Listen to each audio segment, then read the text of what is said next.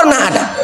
Tidak boleh kita membahasakan kepada orang tua kita, mak ini hutang ya mak, bayar ya mak. Durhaka kita Bapak Ibu ketika ngomong seperti itu kepada orang tua. Mampu kita berikan apa yang ia minta, berikan Bapak Ibu. Jadi pertanyaan panjenengan itu salah dalam. Assalamualaikum warahmatullahi ta'ala wabarakatuh. Waalaikumsalam warahmatullahi wabarakatuh. Alhamdulillahi rabbil alamin, wassalatu wassalamu ala ashrafil anbiya'i wal mursalin wa ala alihi wa ashabi rasulillahi ajma'in. Ashhadu an la ilaha illallah wahdahu la syarika lah, wa ashhadu anna sayyidana Muhammad ibn Abdullah salawatullahi alaihi wa salamuhu sallallahu alaihi wa ala alihi wa ashabihi wa man saru ala nahjih wa tamassaka bi sunnatihi ila yaumiddin wa sallama tasliman katsiran mazida amma ba'd. Alhamdulillah, pada malam hari ini kembali kita bersyukur kepada Allah Rabbul Alamin atas segala limpahan nikmat dan karunia yang telah Allah Subhanahu wa taala berikan kepada kita semua. Bersalawat kita kepada Rasulullah Muhammad sallallahu alaihi wa ala alihi wasallam dengan lafaz Allahumma salli ala sayyidina Muhammad wa ala ali sayyidina Muhammad. Assalamu alayka ya Rasulullah. Semoga salawat yang kita bacakan menjadi pertanda bukti cinta kita kepada Rasulullah Muhammad sallallahu alaihi wasallam, dan semoga kita semua mendapatkan syafaat Nabi pada hari kiamat kelak. Amin ya rabbal alamin. Bapak Ibu yang berbahagia, beberapa bulan yang lalu saya mendengar ada sebuah pemberitaan di media sosial bahwasanya ada seorang anak laki-laki melaporkan kedua orang tua kandungnya kepada pihak kepolisian atas kasus sengketa tanah yang tak berkesudahan. Akhir dan ujung daripada laporan itu menyebabkan kedua orang tua tersebut dimasukkan ke dalam penjara. Desus-desusnya Bapak Ibu, anak laki-laki ini melaporkan kedua orang tua kandungnya atas hasutan sang istri. Waktu musim pandemi COVID-19 tahun 2020 kemarin, saya juga mendengar berita yang mirip serupa dengan berita ini, yaitu seorang anak laki-laki melaporkan ibu kandungnya kepada pihak penyidik kepolisian. Waktu itu kasusnya Bapak Ibu berupa si ibu menggadaikan BPKB sepeda motor milik si anak kepada sebuah pembiayaan leasing, yang mana guna uang tersebut untuk biaya pengobatan ayah si anak yang sedang sakit. Nah, ujung atau ending cerita tersebut, si ibu tak mampu menebus BPKB tersebut, yang sehingganya Bapak Ibu kami menyaksikan ketika itu bahwasanya penyidik bermohon-mohon agar si anak laki-laki mencabut laporannya karena yang dilaporkan itu adalah ibu kandungnya. Nah, si anak tetap kekeh melaporkan ibu kandungnya kepada pihak kepolisian, yang ending daripada kisah itu si ibu dimasukkan ke dalam penjara. Nah, Bapak Ibu yang dimuliakan oleh Allah, bagaimana Islam menyikapi persoalan seperti ini? Maka judul kajian kita pada maghrib hari ini adalah hartamu adalah harta kedua orang tuamu. Hartamu adalah harta kedua orang tuamu.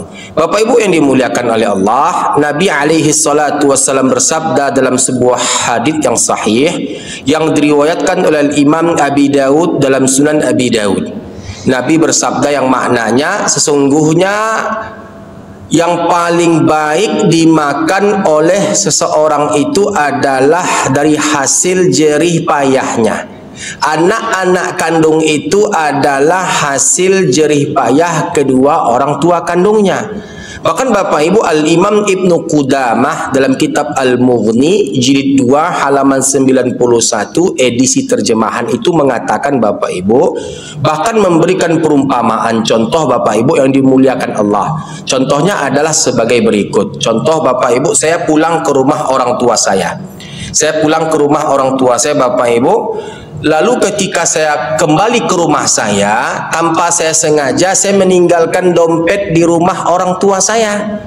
Dompet itu ada isi uang berupa sekitar taruhlah 500.000 rupiah. Uang itu Bapak Ibu digunakan oleh ibu saya, dipakai oleh ayah saya tanpa sepengetahuan saya. Itu tidak bisa dikatakan sebagai sebuah tindakan pencurian di dalam Islam. Kenapa begitu Bapak Ibu? Karena yang ia makan itu adalah harta anaknya. Harta anak adalah harta kedua orang tua. Bahkan Bapak Ibu yang dimuliakan Allah, datang orang tua kita ke rumah Bapak Ibu, dihabiskannya nasi kita, dihabiskannya lauk kita. Itu tidak bisa kita katakan sebagai sebuah tindakan pencurian atau ketamakan atau kerakusan. Bukan Bapak Ibu. Kenapa? Karena harta kita milik mereka. Bahkan Bapak Ibu yang dimuliakan Allah, kami menegaskan untuk anak laki-laki yang hadir pada malam hari ini, muda ataupun tua, kecil ataupun besar, sudah menikah ataupun belum menikah, kami menyampaikan apa yang telah dibawakan oleh Nabi kita alaihi salatu wassalam dan apa yang telah disampaikan oleh para ulama-ulama kita salafus saleh. Apa kata Nabi alaihi salatu wassalam Bapak Ibu yang dimuliakan Allah? Bahwasanya anak laki-laki itu adalah milik ibunya, selama-lamanya adalah milik ibunya. Bu, oh bu, suami ibu itu milik ibu kandungnya, bukan milik ibu. Kalau ibu ingin dikatakan istri yang salehah, tambahkan bakti suami kepada ibu kandung suami. Bahkan istri ketika nafkah lahir batinnya tercukupi, sandang pangan papannya ada, semuanya lengkap tersedia, istri tersebut mengganggu hubungan suami dengan ibu kandung suami yang menyebabkan suami durhaka kepada ibu kandungnya, sampaikan ke istri tersebut kalau tak bertaubat kepada Allah, ittafaqal fuqaha wal ulama, sepakat para fuqaha dan para ulama, sebelah kaki istri tersebut berada di dalam neraka Allah Subhanahu wa taala. Hati-hati Bu. Anak laki-laki itu adalah milik ibunya, selama-lamanya adalah milik ibunya. Ibu berhak menyampaikan kepada anak laki-laki ibu. Apa yang harus ibu sampaikan Bu? Wahai anak laki-lakiku sayang, cintaku cintamu, ragaku ragamu, darahku darahmu, hatiku hatimu, jantungku jantungmu, hidupku hidupmu. Wahai anakku sayang, anak laki-lakiku sayang, aku milikmu dan engkau milikku. Selama-lamanya adalah engkau milikku. Jadi Bu, anak laki-laki itu adalah milik ibunya, selama-lamanya adalah milik ibunya. Jadi banyak sekarang Bapak Ibu, walau tak semua Pak, banyak sekarang Bapak Ibu yang dimuliakan oleh Allah, anak laki-laki itu Bapak Ibu banyak yang lupa kepada orang tuanya, terlebih lagi setelah mereka menikah. Betul Bu? Betul Bu? Walau nggak semua Bapak Ibu, kita nggak menyamaratakan Pak. Banyak anak laki-laki itu Pak, kalau sudah menikah lupa sama orang tua Pak. Lupa sama orang tua Bu. Kalau nggak ditelepon nggak menelpon, kalau nggak disuruh pulang nggak pulang, kalau nggak ditanya nggak menjawab, kalau nggak diminta nggak ngasih. Bu, Pak yang dimuliakan oleh Allah, para ulama sepakat, termasuk diantaranya fatwa-fatwa ulama terkini Bapak Ibu, termasuk mendekati pintu kedurhakaan ketika seorang anak menjadikan orang tuanya meminta-minta kepada dirinya. Saya ulangi sekali lagi, termasuk mendekati pintu kedurhakaan ketika seorang anak menjadikan orang tuanya meminta-minta kepada dirinya. Contoh Bapak Ibu, kita baru akan ngasih orang tua kita setelah diminta oleh orang tua. Betul Bapak Ibu? Baru kita akan ngasih belanja ke orang tua kita, ke ayah kita, ke ibu kita ketika orang tua kita meminta. Ini termasuk mendekati pintu kedurhakaan Bapak Ibu. Jadilah anak yang peka terhadap semua kebutuhan orang tua. Terlebih lagi anak laki-laki. Telepon ibumu, telepon ayahmu, tanyakan kebutuhannya. Masih ada uang belanja, Mak? Masih ada uang belanja ya? Berapa tinggal lagi ya? Berapa sisa lagi, Mak? Mak, uang token masih ada, Mak? Uang beras masih ada, Mak? Mak, bagaimana baju, Mak? Mau dibelikan yang baru, Mak? Mukena Mak bagaimana? Mau dibelikan yang baru, Mak? Tanya Bapak Ibu. Tanya. Dengan kita bertanya aja Bapak Ibu, orang tua kita itu sudah bahagianya luar biasa. Betul Pak? Dengan kita tanya Pak, jangankan kita membelikan hal-hal yang sifatnya baru ataupun mewah Bapak Ibu, kita telepon orang tua kita, baik yang masih hidup Bapak Ibu ya, kita telepon orang tua kita tanya kabarnya. Dengan kita menanyakan kabarnya saja Bapak Ibu, itu sudah senang, sumringah dia Bapak Ibu. Apalagi kita belikan token. Saya Bapak Ibu, kalau saya pulang Bapak Ibu, saya kasih orang tua saya. Uang tuh dicium-ciumnya Pak Onde, anak dan magia pitih kaden, barakai bana pitih ko ya Allah, lancar rezakina, jatuh ke dalam air mata saya Ibu. Begitu senang dan bahagianya orang tua kita. Nah, Bapak Ibu yang dimuliakan Allah, kalau orang tua kita bahagia, Allah pun juga ikut bahagia. Kalau orang tua kita gembira, Allah pun juga ikut gembira. Karena ridho Allah terdapat pada ridho mereka. Ketika kita ratukan ibu kita rajakan ayah kita, maka tak menutup kemungkinan Allah akan rajakan kita, Allah akan berikan kita rizki seperti rizkinya para raja-raja. Jadi Bapak Ibu yang dimuliakan Allah, banyak sekarang tuh Pak, anak ketika ditanya, nak mintalah mak uang, nak beras dah habis, nanti ya mak ya, tanya istri dulu. Begini kan banyak kan Bapak Ibu kan, tanya istri dulu. Apa urusan istri Pak?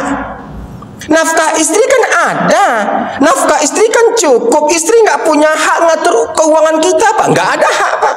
Selagi nafkahnya tercukupkan, terpenuhi, sandang pangan papannya ada, tidak ada hak istri mengatur keuangan suami. Bu, suami itu tanggung jawabnya walau ia telah menikah tetap berlaku untuk kedua orang tuanya, untuk adik atau kakak perempuan yang belum menikah. Jadi jangan dikira suami itu kalau sudah menikah tak bertanggung jawab lagi untuk kedua orang tuanya. Salah besar Bapak Ibu. Makanya Pak, kalau Bapak periksa Pak di rumah sakit besar Bapak Ibu, pasien dengan penyakit stroke itu Pak, kebanyakan pasien berjenis kelamin apa Pak? Laki-laki atau perempuan? Laki-laki atau perempuan Bu? Bu, pasien dengan stroke itu Bapak Ibu berjenis kelamin laki-laki atau perempuan Bu? Baik dari SUD, Awal Bros, Aulia Hospital, Rumah Sakit Prima, Rumah Sakit Hermina, coba tengok Bapak Ibu. Banyak Pak pasien penderita stroke itu laki-laki. Kenapa Bapak Ibu laki-laki yang paling banyak terkena stroke? Semua tanggung jawab itu berkumpul di sini Pak. Nggak tahan-tahan Pak, pecah pembuluh darah itu Pak. Nafkah istri, anak, rumah tangga, ibu, ayah. Kalau dia punya adik perempuan yang belum menikah, tanggung jawab dia Pak. Tanggung jawab dia kalau ayahnya tak mampu. Kakaknya belum menikah, tanggung jawab dia kalau ayahnya tidak mampu. Jadi Bapak Ibu yang dimuliakan oleh Allah, makanya Bapak Ibu banyak laki-laki mati muda. Kenapa? Semua tanggung jawab difikirkan Bapak Ibu yang dimuliakan oleh Allah Subhanahu wa taala. Bu, dalam Islam pembagian harta warisan itu mana yang lebih banyak, laki-laki atau perempuan? Kenapa laki-laki Bu? Hikmahnya karena mereka punya tanggung jawab. Jadi oleh karena itu Bapak Ibu yang dimuliakan oleh Allah Subhanahu wa taala, pupuk suami kita untuk senantiasa meningkatkan baktinya kepada ibunya walau telah menikah. Nah, ibu dengan ibu pupuk suami untuk berbakti kepada ibunya, kepada ayahnya, maka tak heran besok ibu akan punya anak semisal seperti suami ibu yang akan berbakti kepada ibu, yang akan berbakti kepada ibu. Jadi Bu, kita simpulkan, kita ambil, kita istinbatkan dari sebuah hadits Nabi alaihi salatu wassalam, anak laki-laki itu adalah milik ibunya, selama-lamanya adalah milik ibunya. Istri mengganggu, istri menghasut padahal semua nafkah tercukupi, maka istri tersebut kalau tak bertobat kepada Allah, sebelah kakinya dipastikan berada di dalam neraka Allah Subhanahu wa taala. Pak, tahu nggak Pak, bagian tersampah dari seorang anak laki-laki, saya ulangi sekali lagi Pak, bagian tersampah. Bapak lihat onggokan sampah Pak, Bapak lebih hina daripada sampah tuh Pak.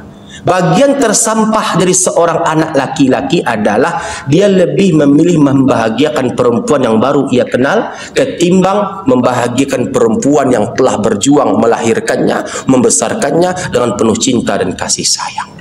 Faham Bapak Ibu? Dapat dimengerti Pak?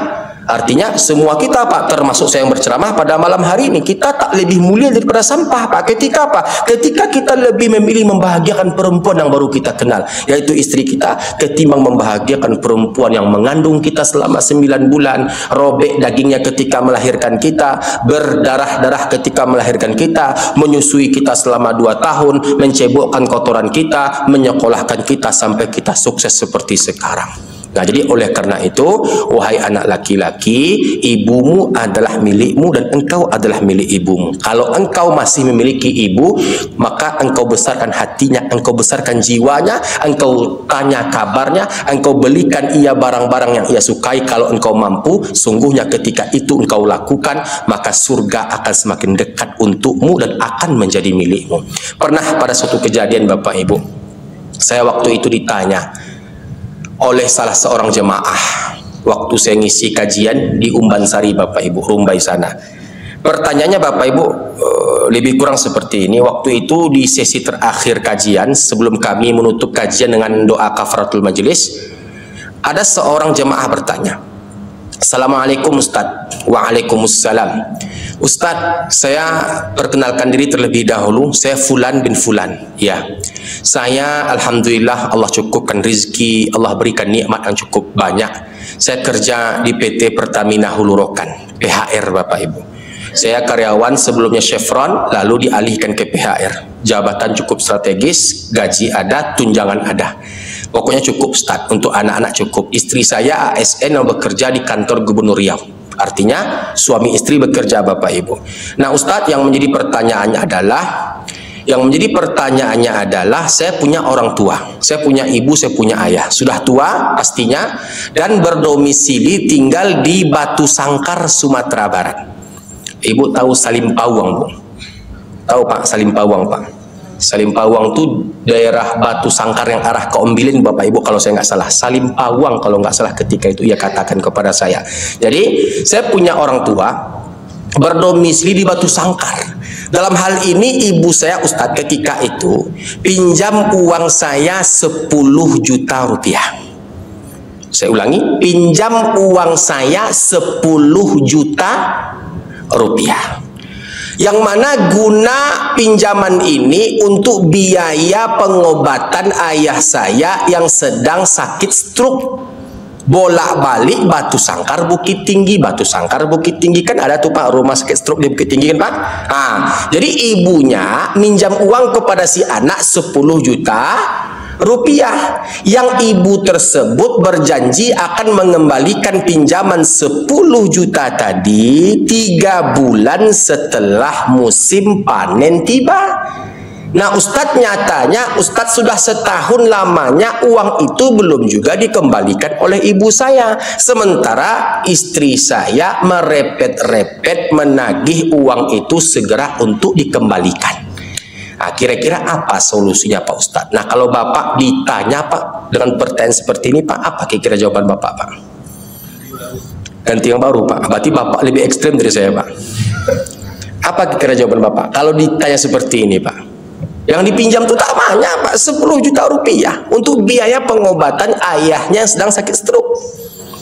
Nah, jadi Bapak Ibu, ketika itu saya menjawab kepada yang bertanya, tolong ulangi kembali pertanyaan Anda. Itu yang saya katakan Pak, tak lebih tak kurang. Kenapa saya katakan seperti itu Bapak Ibu? Saya khawatir saya yang salah dengar. Akhirnya yang bertanya itu Bapak Ibu yang dimuliakan Allah mengulangi pertanyaan yang sama untuk kedua kalinya. Ustadz, ibu saya pinjam uang 10 juta rupiah, yang uang itu gunanya untuk biaya pengobatan ayah saya yang sedang sakit stroke.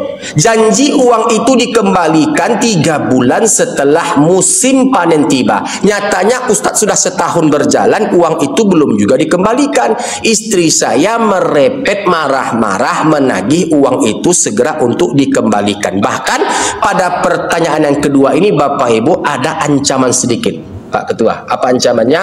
Kalau kau tak berani menelpon ibumu, biar aku yang menagihnya langsung. La haula wala quwata illa billah. Nah Pak, kalau Bapak ditanya seperti ini Pak, apa kira-kira respon Bapak Pak? Apa kira-kira respon Bapak Pak? Hah? Menasehati istri. Menasehati istri. Yang lainnya Pak? Tadi ada yang bilang ganti yang baru. Enggak segampang itu Pak. Ya, yang lainnya Pak. Kira-kira apa jawaban Bapak ketika itu Pak? Semua mata jemaah Bapak Ibu memandang yang bertanya itu, memandang dengan pandangan sedikit sinis. Nah, pada pertanyaan kedua Bapak Ibu, saya katakan kepada yang bertanya, tolong ulangi kembali pertanyaan Anda. Akhirnya Bapak Ibu dia agak kesal. Apa katanya kepada saya sebelum ia bertanya pada pertanyaan yang ketiga? Ustadz, jangan permainkan saya nggak mempermainkan panjenengan. Saya minta kepada panjenengan ulangi pertanyaan panjenengan untuk ketiga kalinya supaya saya dapat memastikan saya nggak salah dengar atau saya nggak salah arti, karena saya menjawab sesuai dengan apa yang saya pahami. Akhirnya Bapak Ibu diulanginya kembali pertanyaan yang sama untuk ketiga kalinya. Saya punya ibu, ayah berdomisili di Sumatera Barat di Batu Sangkar. Nah, ibu saya pinjam uang saya 10 juta rupiah, yang uang itu gunanya untuk biaya pengobatan ayah saya yang sedang sakit stroke.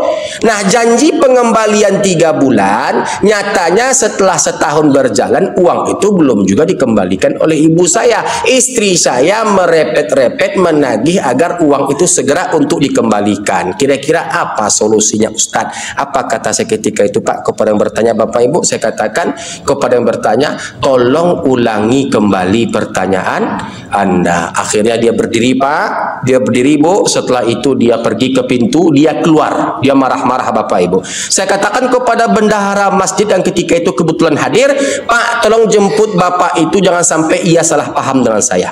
Akhirnya si Bapak disuruh masuk kembali. Belum begitu tua Pak Ketua, umurnya kisaran sekitar 39 atau 40 tahun, belum begitu tua.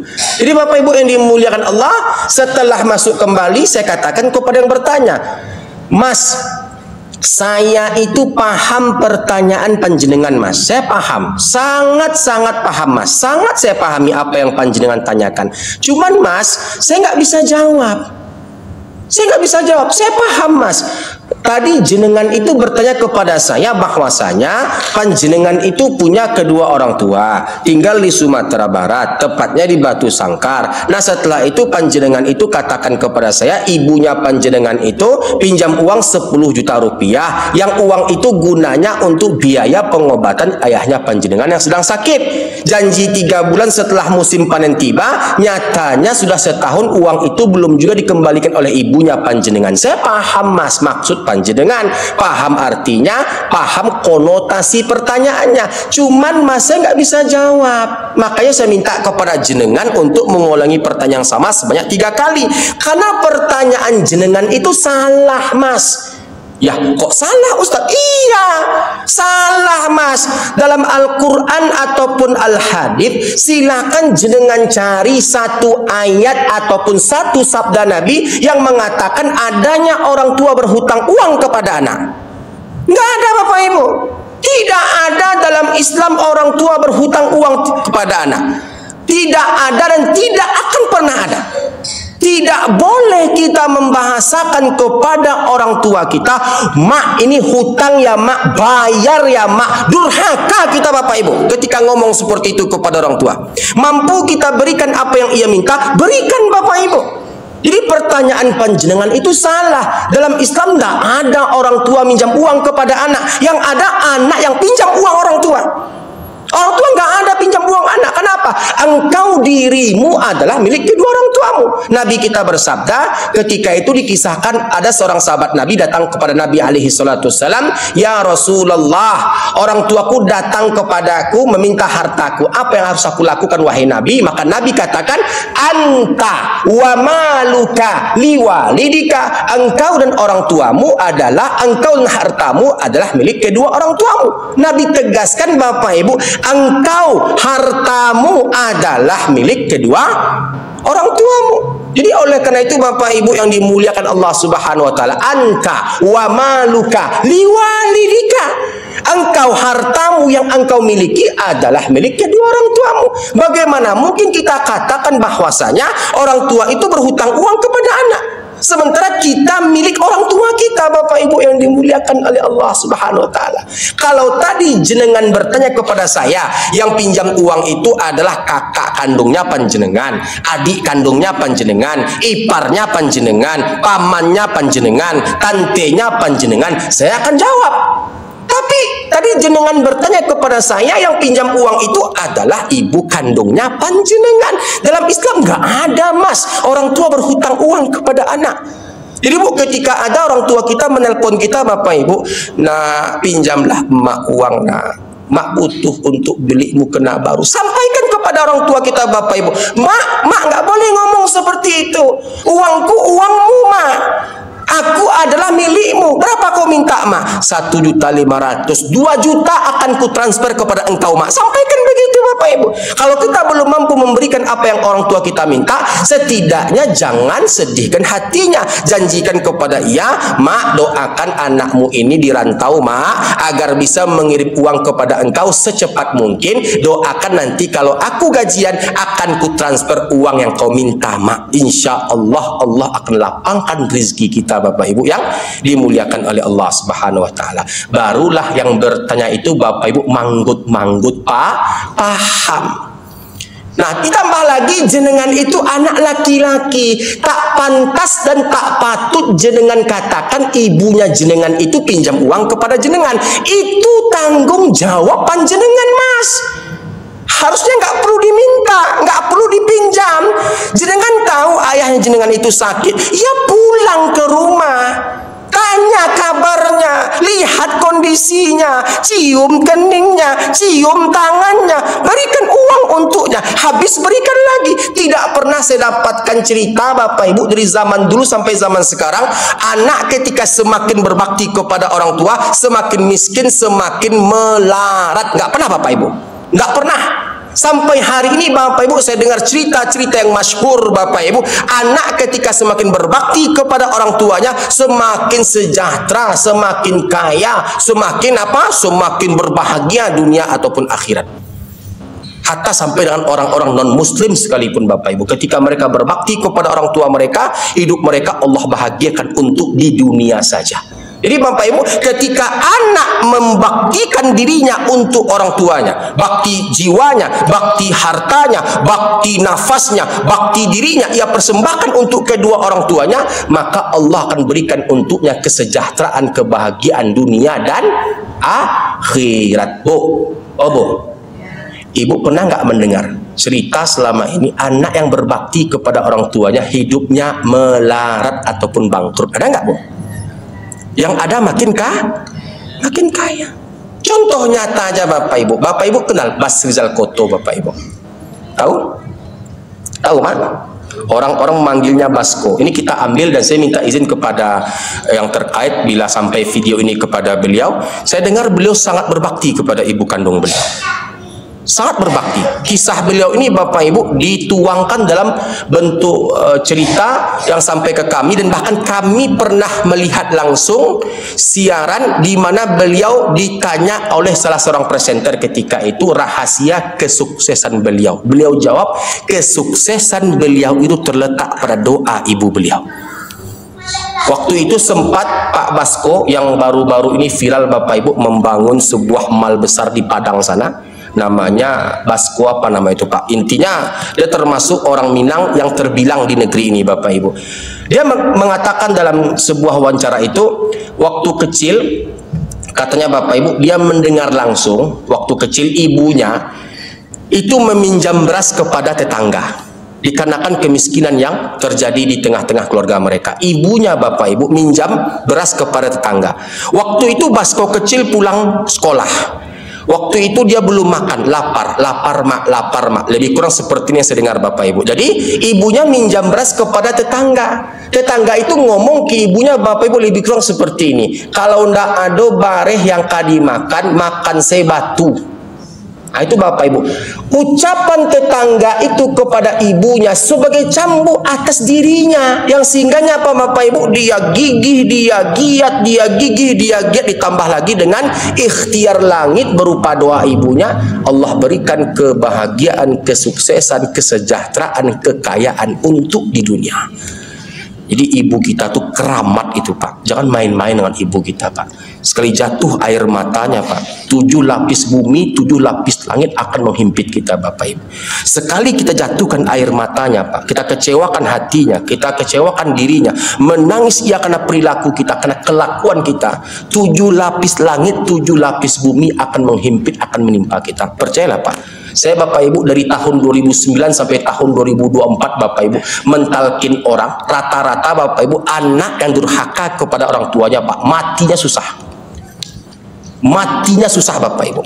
Matinya sulit, mentalkinkannya Bapak Ibu bahkan sampai berbulan-bulan Pak. Anak yang durhaka itu Bapak Ibu tidak ada azab yang Allah segerakan untuk pelakunya, melainkan anak-anak yang durhaka kepada kedua orang tuanya. Sedari sakaratul maut Allah tunjukkan kuasanya, sakit yang teramat sangat. Setelah itu ketika masuk di kubur diazab lagi Bapak Ibu sampai masuk ke dalam neraka Allah Subhanahu wa ta'ala. Jadi Bapak Ibu tidak ada anak yang gagal, yang Allah melaratkan, yang Allah miskinkan ketika ia berbakti kepada orang tuanya. Yang ada Allah akan bukakan, bentangkan rizki-rizki yang berlimpah untuk setiap anak-anak yang berbakti kepada kedua orang tuanya. Saya Pak Ketua, saya punya kawan orang Cina, Tionghoa.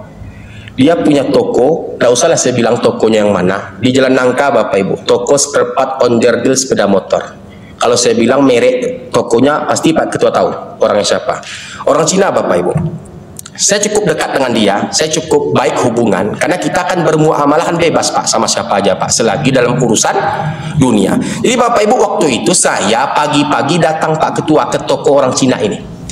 Datang ke tokonya Bapak Ibu dalam rangka untuk membeli sebuah onderdil sepeda motor. Saya sikit-sikit bisalah untuk yang namanya merestorasi sepeda motor sendiri Bapak Ibu. Ada pengalaman dulu kerja di Jepang. Saya dulu ditugaskan dakwah di Jepang 2 tahun di Tokyo dan di Nagoya.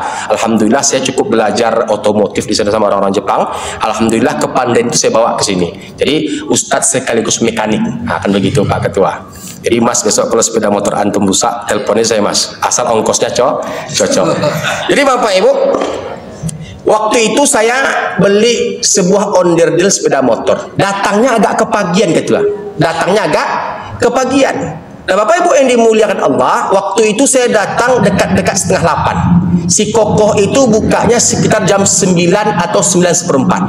Saya bilang sama si Kokoh, ketika itu Bapak Ibu saya datang ke toko itu buka, cuman bukanya belum sempurna, masih seukuran tubuh orang dewasa Pak. Saya datang, Koh, oh iya Pak Ustadz, ada apa? Koh, tolong ambilkan itu. Koh nampak sama saya Pak Ketua, ambilkan itu. Saya nanti nggak bisa Koh jam 9 Koh, soalnya saya mau ngajar ke kampus. Saya mau ngajar ke kampus sampai sore nanti. Saya juga ada bimbingan kepada mahasiswa, mungkin sampai malam. Jadi Koh tolong ambilkan ini. Saya dikejar diburu oleh waktu. Apa kata si Kokoh? Pak Ustadz, aku belum buka. Tolong jangan ganggu. Aku punya urusan besar yang tidak boleh diganggu. Tolong pengertiannya Pak Ustadz. Koh tinggal ambil aja Koh, yang itu Koh. Itu. Saya tunjuk Bapak Ibu. Tinggal ambil, saya bayar, selesai. Nggak sampai akadnya 5 menit. Saya katakan begitu Pak Ketua. Apa kata si Kokoh? Pak Ustadz tolong pengertiannya Pak Ustadz. Merah mukanya Pak, sepertinya marah kepada saya. Saya punya urusan, toko belum buka. Jangankan Pak Ustadz, sekelas presiden pun tidak akan saya layani ketika datang ke toko saya. Emangnya apa sih Koh urusan Kokoh sampai Kokoh menolak rezeki? Aku bukan menolak rezeki Ustadz. Aku tidak menolak rezeki Ustadz. Cuman aku sedang punya urusan, tolong pengertiannya. Titik katanya Bapak Ibu. Marah dia Pak Ketua. Jadi singkat cerita Bapak Ibu, oke lah kalau begitu Koh, besok aja lah saya ke toko. Oke lah Ustadz, besok saya tunggu, kata si Kokoh.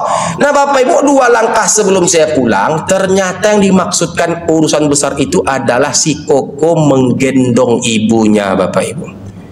Dari ranjang Pak Ketua, digendongnya ibunya itu Pak, ditidurkannya di dekat apa Pak? Dekat ini kan rak-rak onderdil Pak Ketua.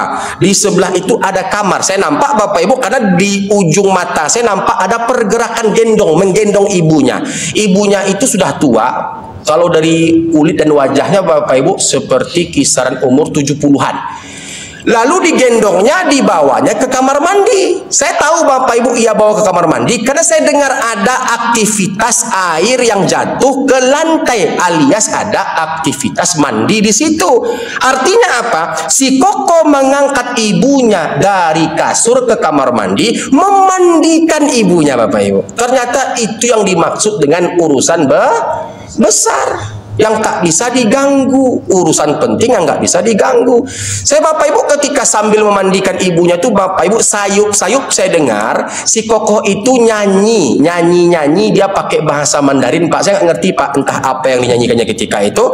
Dia sepertinya senang Pak, bahagia Pak dengan aktivitas dia memandikan ibunya. Setelah itu Bapak Ibu nggak jadi saya pulang Bapak Ibu. Nggak jadi saya pulang. Apa kira-kira kisah selanjutnya setelah itu? Setelah ia mandikan ibunya, dia pasangkan baju, dia sisirkan rambut ibunya, dia bedaki Bapak Ibu. Saya nampak waktu itu ia bedaki, di tangannya masih ada megang bedak itu Pak Ketua, bedak kaleng, ada tulisan, kalau saya nggak salah tulisannya itu Fanbo, bedak yang ada gambar perempuan Cina. Nah, kenapa saya tahu Bapak Ibu dibedaki? Nampak di pipi ibunya itu, kalau nggak salah dia manggil ibunya Popo. Popo Bapak Ibu, saya nggak tahu arti Popo itu apa. Jadi ketika dibedakinya, bedak itu masih ia pegang. Ia terkejut nampak saya. Oh, Ustadz belum pulang ternyata. Belum kok, saya tunggu aja lah kok. Kalau mau nunggu nggak apa-apa kata si Koko. Nah Bapak Ibu yang dimuliakan Allah, setelah dia sisir, dia pasangkan baju, dia bedaki, dia letakkan ibunya di atas kursi roda. Setelah itu ia jemur di depan toko lebih kurang 20 menit, matahari pagi yang cerah ketika itu Bapak Ibu. Ia jemur ibunya. Setelah ia jemur, ia masukkan lagi ke toko, ia baringkan lagi di atas ranjang. Ibunya ketika itu saya perhatikan sepertinya tidur Bapak Ibu. Setelah semuanya beres, ia katakan kepada saya, tadi Pak Ustadz minta apa? Saya terbengong Bapak Ibu. Tadi Pak Ustadz minta apa? Oh ya kok, ambilkan ini, ambilkan ini, ambilkan ini. Diambilnya Bapak Ibu. Baru saya ketika itu dilayaninya. Nah saya katakan kepada si Koko, saya tanyakan kepada si Koko, Koh, dalam agama Koko ada ya berbakti kepada ibu ataupun ayah? Kan Koko orang kaya. Bisa aja Koko menyewa babysitter, bisa aja Koko menyewa pembantu. Betul nggak Bu? Nggak perlu Koko repot-repot seperti ini memandikan, membedaki, memasangkan pakaian, menyuapkan makan kepada ibunya Koko. Dipukulnya meja ketika itu Pak Ketua. Saya nggak nyangka Pak Ustadz ngomong seperti itu. Berkaca-kaca matanya Pak, berkaca-kaca matanya Bu. Nggak nyangka aku Pak Ustadz ngomong seperti itu. Pak Ustadz, bukan hanya di Islam saja perintah berbakti kepada orang tua itu ada. Di agama kami Pak Ustadz, ibuku ini adalah hoki keberuntunganku Pak Ustadz. Semakin ku ratukan dia, semakin ku bahagiakan dia, semakin ku senangkan dia, semakin Tuhan mensejahterakan hidupku. Ketika itu Pak Ketua, dia nggak sebut Allah tapi Tuhan. Semakin Tuhan menjagaku, semakin Tuhan melancarkan urusanku, semakin Tuhan mensejahterakan rezekiku. Sambil berkaca-kaca, suaranya tegas dan keras Bapak Ibu ketika itu. Ternyata Bapak Ibu, rahasia di antara rahasia kunci kesuksesan kekayaan orang-orang Tionghoa itu Bapak Ibu, orang Cina itu adalah terletak pada bakti mereka pada ibunya Bapak Ibu. Nah kita umat Nabi alaihi salatu wassalam, umat Islam, seberapa cinta yang telah kita persembahkan untuk orang tua kita, seberapa banyak cinta yang telah kita berikan untuk ibu dan ayah kita, seberapa dalam sayang yang telah kita berikan untuk ibu dan ayah kita, seberapa banyak doa yang telah kita persembahkan untuk kedua orang tua kita yang telah meninggalkan kita. Seberapa banyak doa dan untayan-untayan kalimat-kalimat rindu yang kita persembahkan untuk kedua orang tua kita yang telah meninggal dunia dalam sujud-sujud terbaik kita. Seberapa banyak Bapak Ibu? Semakin banyak kita mengingatnya dalam doa kita, semakin banyak kita berbakti kepadanya, semakin banyak kita berbakti kepadanya, semakin banyak kita mempersembahkan kebaikan-kebaikan untuknya, semakin Allah ridho dan Allah dekatkan surganya untuk kita semua. Jadi oleh karena itu Bapak Ibu, Nabi alaihi salatu wasallam bersabda dalam sebuah hadits yang sahih yang dibawakan oleh Imam Muslim dalam sahihnya, di antara ciri-ciri anak yang soleh itu adalah di antara ciri-ciri anak yang soleh itu adalah dia lebih mendahulukan mendoakan orang tuanya ketimbang mendoakan dirinya sendiri. Faham Bapak Ibu? Saya ulangi sekali lagi, ciri di antara ciri anak yang soleh dan solehah itu adalah dia lebih mendahulukan mendoakan orang tuanya ketimbang mendoakan dirinya sendiri. Jadi kesimpulannya Bapak Ibu, anak laki-laki itu adalah milik ibunya, selama-lamanya adalah milik ibunya. Faham Bapak Ibu? Habis waktu kita Ketua. Masih panjang kajian kita Pak. Masih ada sekitar 28 SKS lagi. Baik Bapak Ibu, oleh karenanya karena waktu kita telah habis, anak laki-laki milik ibunya selama-lamanya adalah milik ibunya telah kita bahas. Lalu anak perempuan milik siapa Bapak Ibu? Milik ayahnya atau milik suaminya? Baik, nantikan pembahasan kami untuk pertemuan berikutnya setelah pesan-pesan berikut ini. Mohon maaf apabila ada kekurangan, kekhilafan. Hadza wa sallallahu ala nabiyyina Muhammad wa ala alihi wa sahbihi ajma'in. Sebelum kita tutup dengan doa kafaratul majlis, mari kita doakan kedua orang tua kita yang telah meninggalkan kita. Tolong aminkan Bapak Ibu, semoga Allah angkat, Allah terima, Allah kabulkan doa-doa kita yang mengudara pada malam hari ini. A'udzubillahi minasyaitonir rajim. Bismillahirrahmanirrahim. Alhamdulillah rabbil alamin, wassalatu wassalamu ala asyrafil anbiya'i wal mursalin wa ala alihi wa ashabi rasulillahi ajma'in. Duhai Allah yang maha pengasih lagi maha penyayang, duhai Allah yang jiwa-jiwa hamba-hambanya berada dalam genggamannya, duhai Allah ampunkanlah kedua orang tua kami, rahmatilah kedua orang tua kami, rahmatilah ibu dan ayah kami, lapangkanlah kuburannya, jadikanlah kuburannya taman di antara taman-taman surga. Jauhkanlah kedua orang tua kami dari gelapnya kuburmu, dari sempitnya kuburmu, dari panasnya api nerakamu, dari pedihnya siksaanmu, ya arhamar rahimin, ya akramal akramin, ya mujibas sailin. Ya Allah, mulai malam hari ini ya Allah, kami jamaah kaum muslimin wal muslimat Masjid Islamiyah mengirimkan pahala-pahala amal-amal saleh dari yang paling kecil sampai yang paling besar, seperti zikir, seperti salawat, seperti haji, seperti umrah, seperti salat, seperti sedekah, dan semua amal-amal soleh kami